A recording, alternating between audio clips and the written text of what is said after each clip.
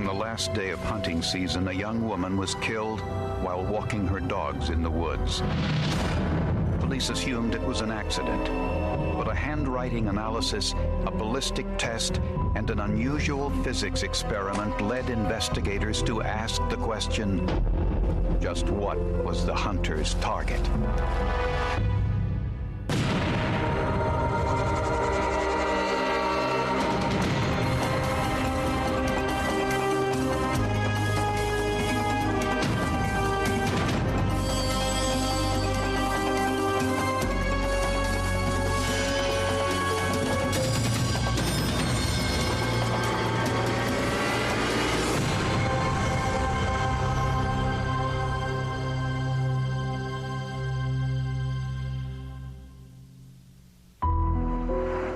The Upper Peninsula of Michigan is 16,000 square miles of sparsely populated woodland.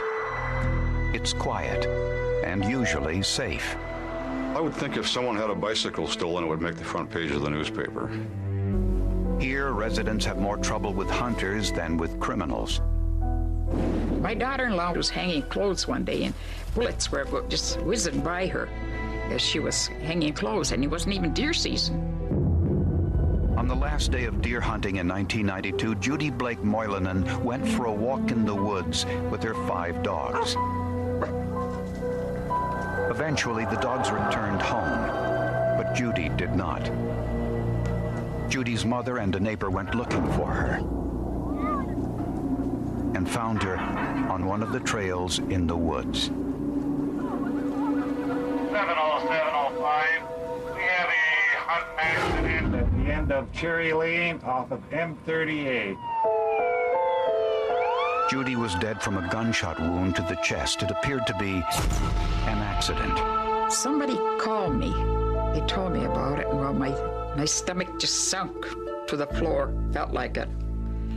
I said, oh my God, no. Bullets from high-powered rifles can often travel 3 miles or more. And every now and then one comes down in the wrong place. Neighbors said they heard a rifle shot just after 2 p.m. The investigation was hindered because the bullet that killed Judy could not be found in the brush. There wasn't any bullet. I did find an older bullet, and that was underground, and it was slightly corroded, and that was turned over, but it was determined that it was probably not the projectile they were looking for. But they did find evidence of where it hit after killing Judy. I think they noted that particular night was a blaze mark or a scar that a bullet might have made on a nearby tree. Judy had been married to her husband, Bruce, for 14 years, and they had a 3-year-old daughter.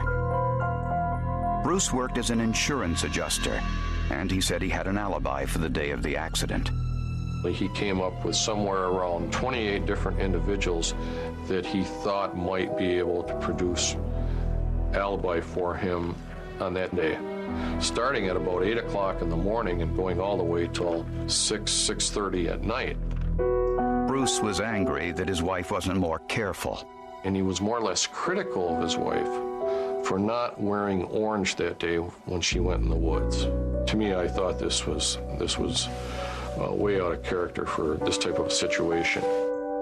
Bruce made several more unusual statements about his wife, and investigators were starting to wonder whether Judy's death was really an accident.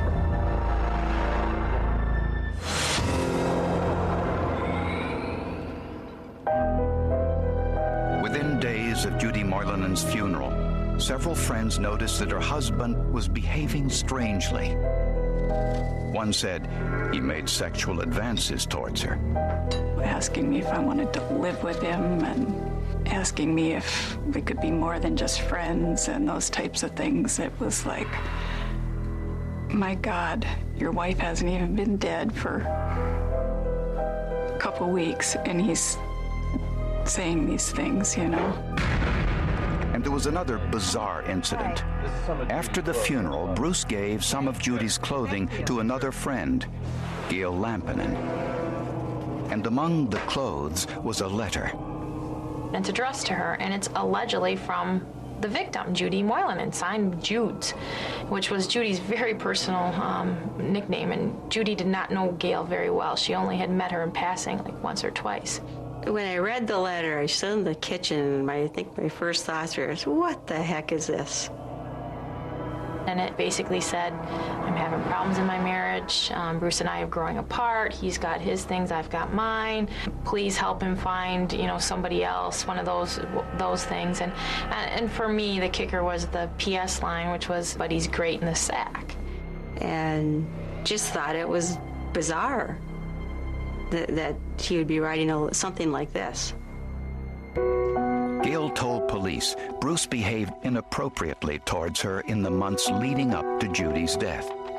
Bruce really turned up the heat, and he was becoming a stalker, is what it boiled down to.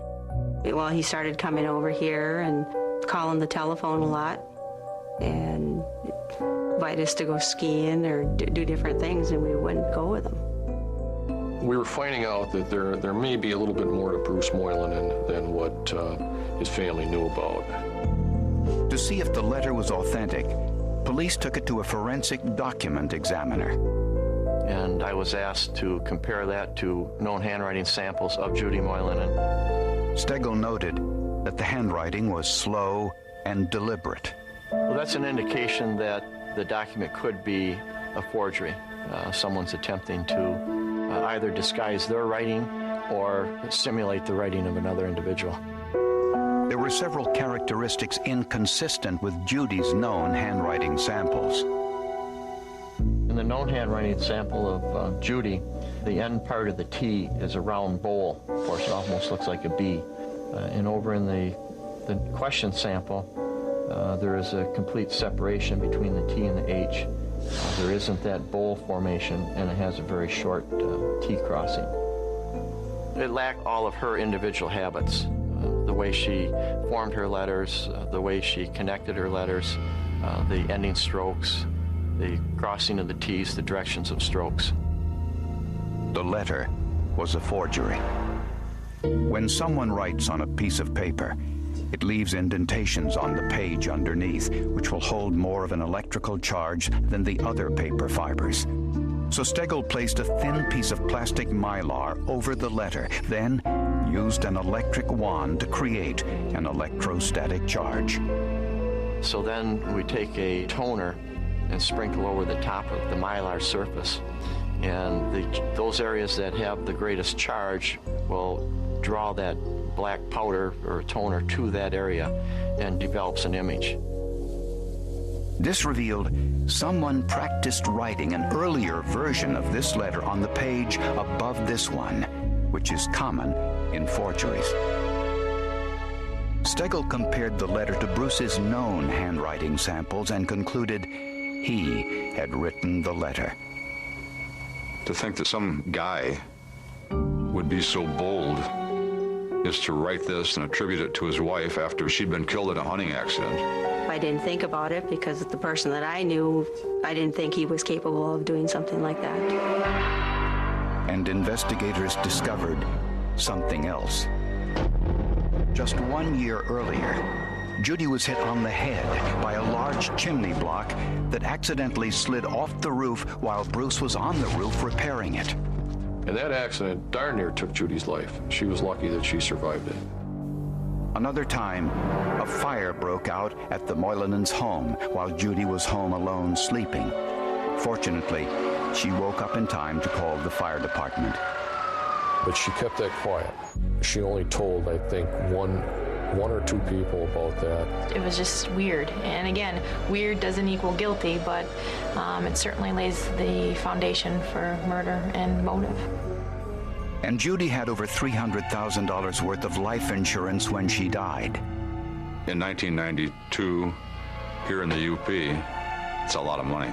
Bruce also told Gail about the insurance money and what she described as his clumsy attempts to seduce her. A lot of times he would try to tell me that he was going to be financially wealthy, to the point that he could quit his job and just work with his animals. It didn't take us long to know something just wasn't right. This wasn't just an accident. That may have been understatement of the year.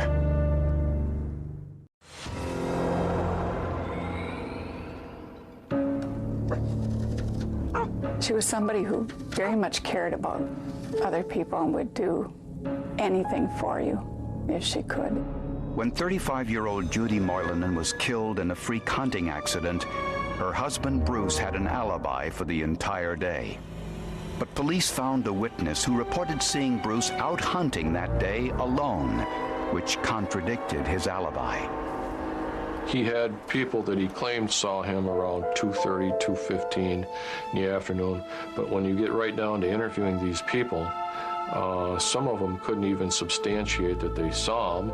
He could not cover a time when he was in the woods, and there was no witnesses that could say where he was at that time.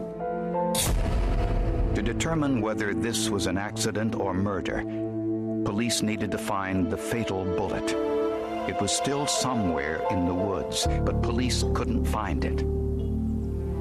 Investigators found what looked like a scrape mark on a tree about 40 feet away from where they found Judy's body.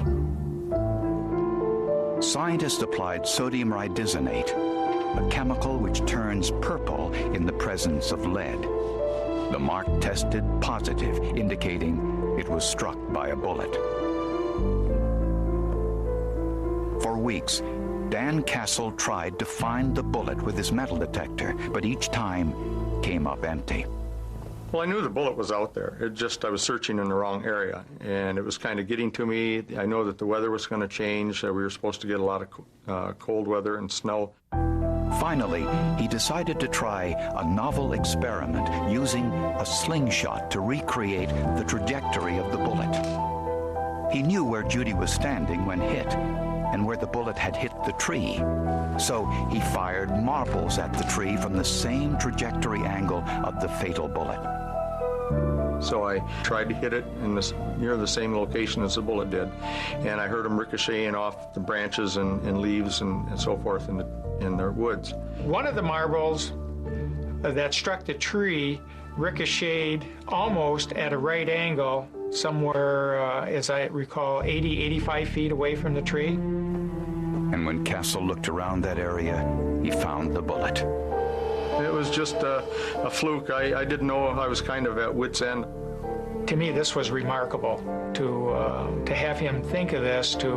What test could you do out in the woods to try to determine where a bullet might go after it struck a tree? Ray Kenny, a firearms examiner with the Michigan State Police, analyzed it to see if this was the bullet that killed Judy Moylanen. The copper jacket was damaged, which wasn't unusual, but he found some important evidence trapped inside. I pried back the mushroom area of the bullet and collected all this material. There was woody, fibrous material. Forensic scientists finally had something. It was the same wood and moss found on the tree with the scrape mark, and there was more evidence in the bullet. There was some other little fibers, and there was a very tiny pink fiber that I could see. The pink cotton fiber was microscopically similar to the shirt Judy was wearing. They also found a black fiber and a feather fragment in the bullet. The black fiber was similar to the black fibers of the jacket, and the feather fragment was similar to the down feathers that were found in the lining of the victim's jacket.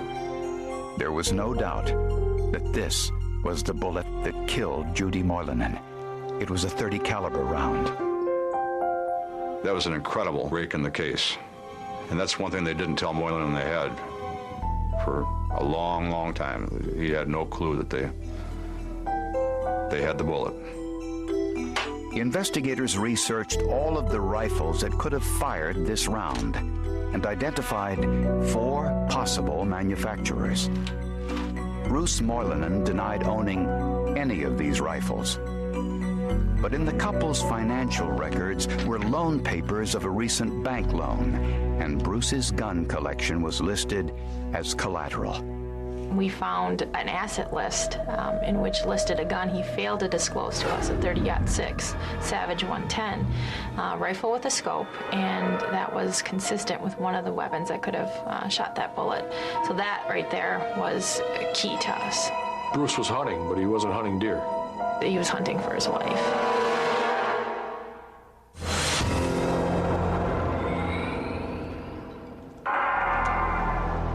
Prosecutors believe Bruce Moylanen tried once before to kill his wife. A year earlier, while Bruce was on his roof making chimney repairs, a cement block mysteriously fell, hitting Judy on the head. Judy survived the incident. And they also believe Bruce started the suspicious house fire as another attempt on Judy's life. It's really mind-boggling that this guy could do something like that with his wife and his infant daughter sleeping in the house. Prosecutors say Bruce waited until hunting season for his next attempt, and he hid in the woods, waiting for Judy to walk the dogs.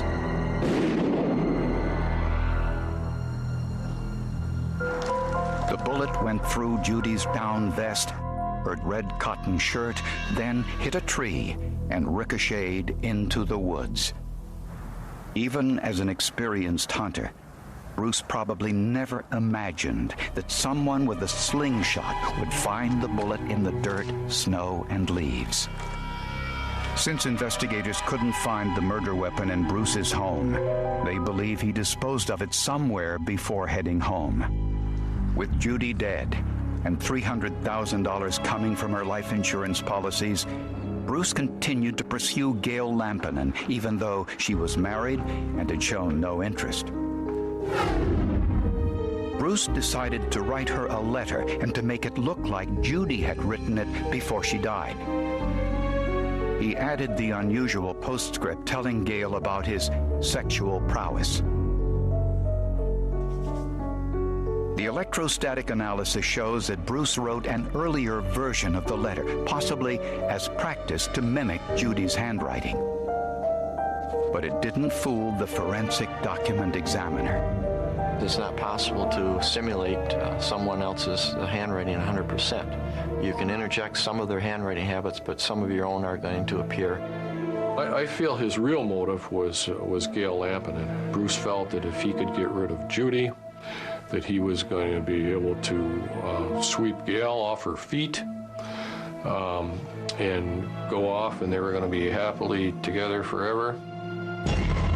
During a police interview, they confronted Bruce with the forensic evidence.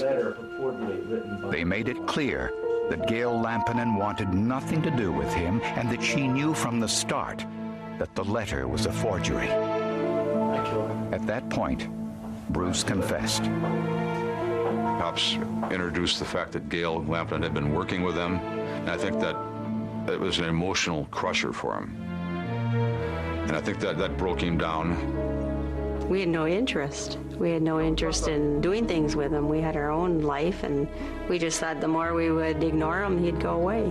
But he didn't go away. Bruce said he threw the rifle in a nearby river, although police couldn't find it. Bruce was able to correct a mistake in the medical examiner's report. Bruce informed me that we were wrong in part of our evidence, that we thought that Judy had been shot in the left side, when in fact she had been shot in the right side of her chest, exiting out of the left side. I felt that that was a key to his confession because he was telling us something that only the person who was there doing the shooting could know. He also revealed his motive. What's everybody's motive for murder? I think it comes down to money, greed. He had $320,000 worth of life insurance on his wife. He said that Judy was a tyrant at work and she was a tyrant at home. He said she was a bad cook and he ended up doing most of the cooking. He told us that he didn't want to go through a divorce because Judy would get half of everything and he didn't want to give up his assets. And that was Bruce's downfall. He was cheap. Bruce Moylanen was arrested and charged with premeditated murder. Despite his confession, he pleaded not guilty at the trial. He made an excuse for the confession, and basically it was, you know, psychologically coerced. He was tired. And you will hear how he took that gun and he scoped her in and he pulled the trigger that caused the bullet to kill Judy Moylan instantly. Prosecutors showed the jury this police recreation of the cinder block incident. Bruce claimed he accidentally knocked the cinder block off the roof with his foot. The recreation showed this was impossible, that it required a deliberate push. But the forensic evidence was more than enough. Bruce Moylan was found guilty and was sentenced to life in prison. Everything just fit together. And again, in a very sad situation for a family, but at least we were able to give them closure and a sense of justice, and I hope that they have that today. I feel the forensic evidence was extremely important. I don't think we would have had enough information to break Bruce down without that type of evidence. I think that he just thought he was so much smarter than these quote, backwoods, unquote, cops could possibly be. These guys couldn't be that smart. Turned out they were just a whole lot smarter than he was.